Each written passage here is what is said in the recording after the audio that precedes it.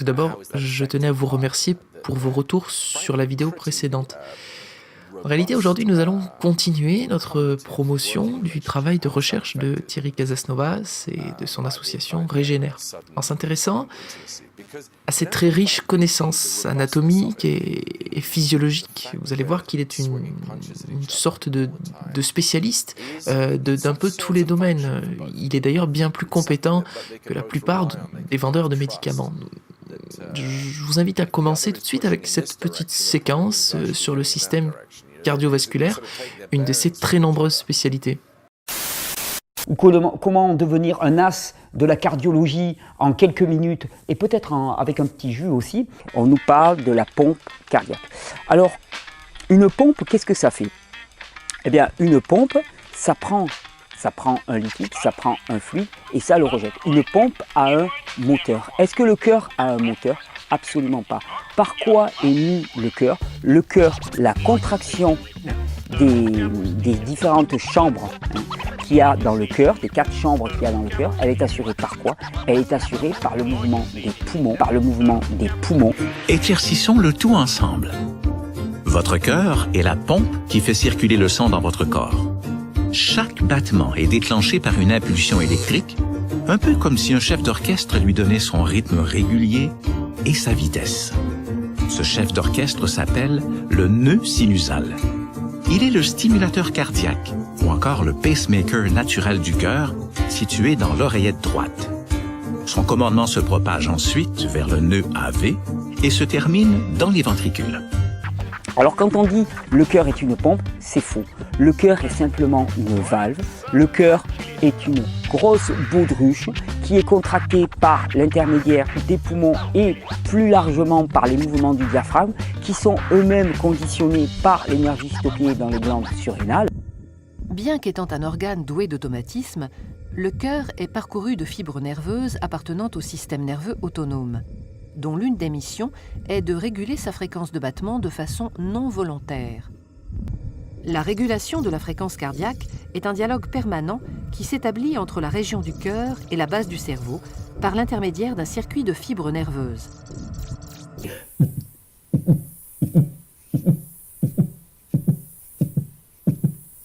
Jamais un accident vasculaire n'a eu lieu parce qu'une artère était bouchée par du cholestérol. Ce n'est pas possible, ça n'existe pas. Le cholestérol peut, dans certaines conditions, s'accumuler. Auquel cas, le cholestérol va se déposer sur les artères. Il va se déposer et créer progressivement des plaques d'athérome qui vont venir obstruer ces artères. Ce n'est pas possible, ça n'existe pas. Se rompre et créer une micro-hémorragie au niveau de l'artère avec formation d'un caillot qui, lui, va pouvoir obstruer totalement l'artère. Ça n'existe pas. Quand elles obstruent une artère au niveau du cœur, une artère coronaire, eh bien c'est l'infarctus du myocarde. Et de toute façon, il y a un système d'artérioles, un système vasculaire pour le cœur qui est bien plus important que simplement les gros canaux qui arrivent au cœur. Et donc même si cela était bouché par du cholestérol, il serait suffisamment alimenté par les artérioles. Donc c'est bidon complètement. Il y a peut-être quelques petites approximations, deux ou trois, mais bon, la cardiologie, c'est quand même pas facile. Donc, on va reprendre avec des choses plus simples, les bases du fonctionnement de différents organes et des cellules. D'ailleurs, laissons-le essayer de nous expliquer quels sont les besoins des cellules nerveuses. Respirer, manger, excréter. Si elles sont entourées d'une lymphe congestionnée, particulièrement dans la partie cervicale, Louis Kervant a bien montré que le foie était un organe de transmutation. Eh bien, à ce moment-là, il y a un autre phénomène qui apparaît dans le corps qu'on appelle l'inflammation. Et l'inflammation, c'est un moyen qu'a trouvé le corps de traiter in situ, in vivo, à l'intérieur du corps, à l'intérieur, tous ces déchets in vivo. Les reins filtrent la lymphe. Quand les reins commencent à filtrer le sang, c'est très mauvais signe. Ça veut dire que le sang est toxique. Ça arrive extrêmement rarement. Quand les reins commencent à filtrer le sang, c'est très mauvais signe. Les 5 litres de sang de notre corps passent 36 fois par jour dans les reins. Cela représente 180 litres de sang qui y transitent chaque jour. Ça arrive extrêmement rarement. Lorsque le sang entre dans les reins, il est chargé d'impuretés. Celles-ci sont d'abord filtrées avant d'être évacuées dans l'urine.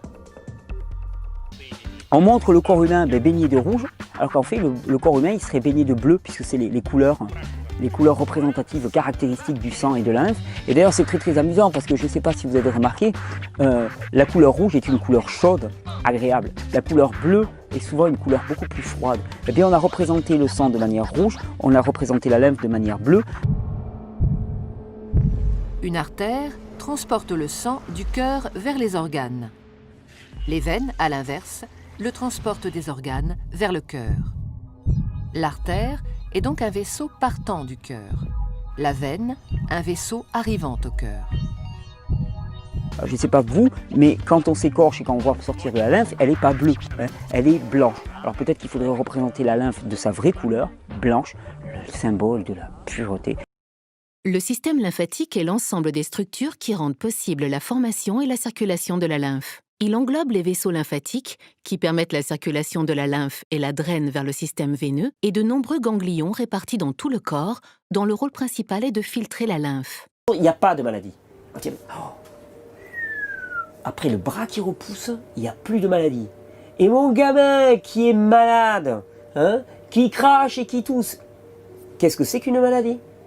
Qu'est-ce que c'est qu'une maladie ? Si tu considères la maladie comme quelque chose de négatif, il n'y a pas de maladie.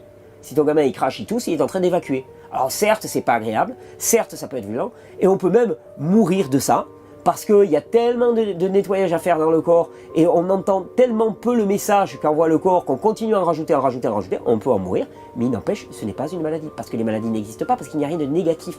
Le vivant va vers la pleine santé en permanence. Change ton environnement, change les conditions, tu vas voir qu'il n'y aura pas de maladie. C'est une illusion pure. Il n'y a pas de maladie en tant que telle. Il faut du temps pour comprendre ça. C'est pas prétentieux quand je dis ça. Je dis pas, ouais, moi j'ai mis du temps et tout ce que tu veux. Je dis, il m'a fallu du temps pour comprendre ça. Tu prends la petite cuillère, tu insalives bien. En France, on passe de 3 vaccins, en fait, c'était même pas des doses parce que c'était déjà des tétravalents, de 3 vaccins à 11 vaccins. Tétravalents, c'est 3 vaccins en 3 une dose. Ouais, exactement. D'accord. C'est tétravalents.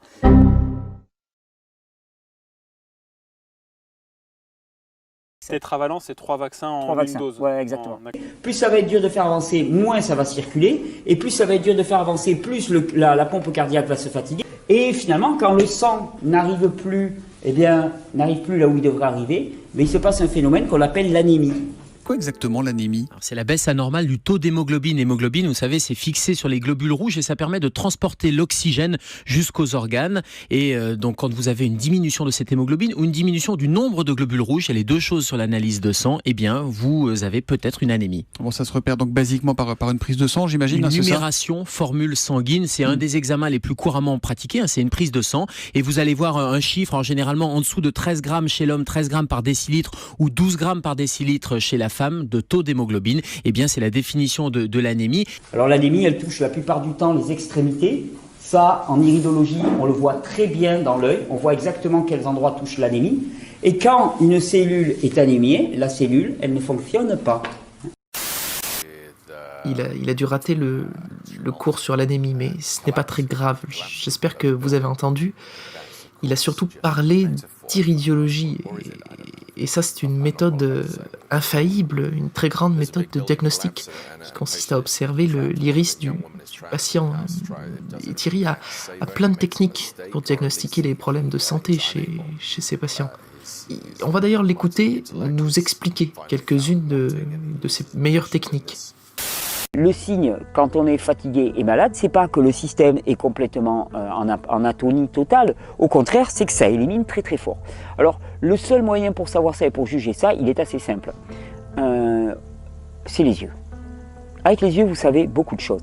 Si l'individu que vous avez face à vous a les yeux très bleus ou bleus avec beaucoup de blanc dedans, ça signale une hyperactivité, une bonne constitution, et c'est quelqu'un qui va énormément éliminer. Si cette personne, quand elle fait une transition alimentaire, commence à avoir beaucoup de symptômes qui se manifestent, c'est pas grave, elle est en train de tout faire sortir. Si par contre la personne a les yeux, alors c'est pas une personne d'ethnie africaine ou asiatique, d'ethnie européenne, et qu'elle a les yeux bien marron, voire marron orangé, avec un cercle orangé au centre, le cercle de l'estomac. On va faire des vidéos sur l'iridologie, promis, dès que je rentre de mes petites vacances, on se fait ça.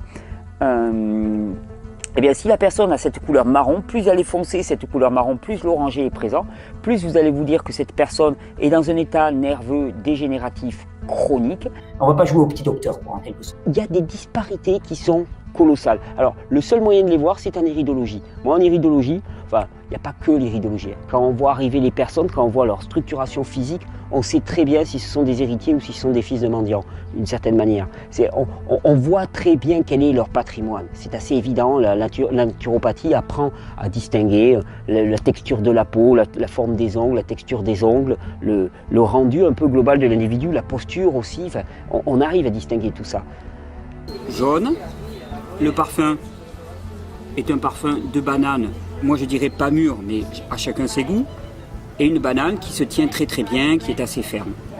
Ceux qui sont en pléthore, je les appelle des gros rigolos. C'est Carlos, quoi, si tu veux. Hein.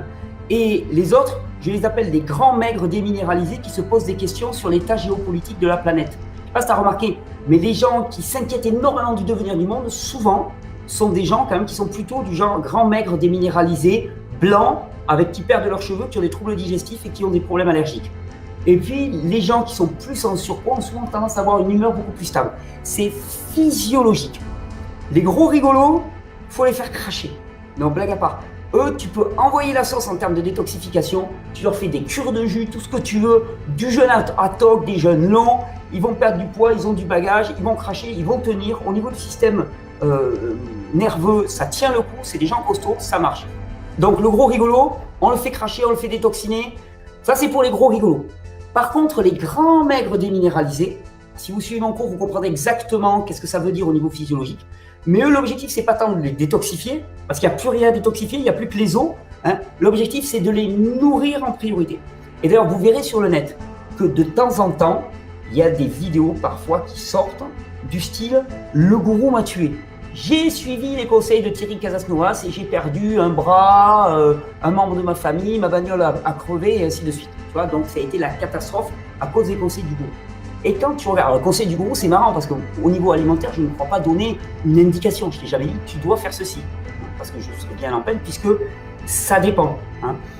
Mais vous regarderez que toutes les personnes qui témoignent, ce sont des personnes qui ont un profil de grand ou grande maigre déminéralisée, blanche, hein, avec une mauvaise circulation, plutôt déprimée. Et ce sont des gens qui sont lancés à corps perdu dans la détoxification, alors que pour elles, la priorité, c'était la nutrition et le renforcement. Nutrition, renforcement, détoxification, c'est mes 3 piliers. C'est ce que je développe dans toutes mes formations, dans la formation Cure de Jouvence. Je vous explique comment faire et comment l'adapter à chaque physiologie. Et pour moi, ça, c'est une priorité. Et je me suis dit, non mais hygiène de vie, mais là, c'est mon marché, ça, moi. C'est moi qui m'occupe d'hygiène de vie. C'est mon marché, ça, moi.